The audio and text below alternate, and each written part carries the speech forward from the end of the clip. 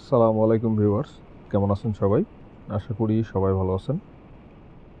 তো আজকে বাইকের টায়ার প্রেশারটা চেক দিব আর বাইকটা ওয়াশ করব। তো অনেকেই নতুন বাইক কিনে ভাবেন টায়ার প্রেশার কত রাখবো। তো আজকের ভিডিওতে এর সলিউশন পাবেন। বাইকের এই টায়ার প্রেশার নিয়ে আপনি এক একজনের মত এক এক রকম পাবেন। যেরকম আমার ভাই এক্সব্লেড ইউজার, তো ওনার কথা হচ্ছে টায়ার প্রেশার থাকবে 50 প্লাস পিএসআই। তো উনি দুই চাকাতেই 50 প্লাস রাখেন। এটা সত্যি কথা যে টপ স্পিড গেইন করতে এবং টায়ারের ক্ষয় কমাতে টায়ার প্রেশার বেশি রাখা উচিত। তবে যদি বেটার গ্রিপ, কর্নারিং এক্সপেরিয়েন্স এবং ইনস্ট্যান্ট ব্রেকিং চান, তাহলে টায়ার প্রেশার কমিয়ে রাখাই বেটার।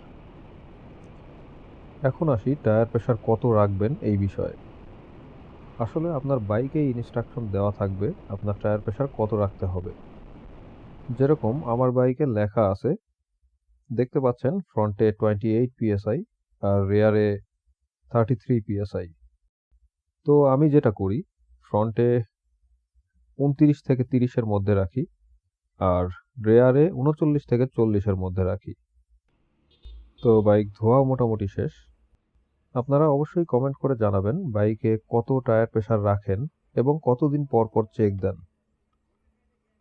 তো এই ছিল আজকের মতো। ভিডিওটি ইউজফুল মনে হলে শেয়ার করতে পারেন আর সাবস্ক্রাইব করবেন আশা করি। ধন্যবাদ ভিডিওটি দেখার জন্য।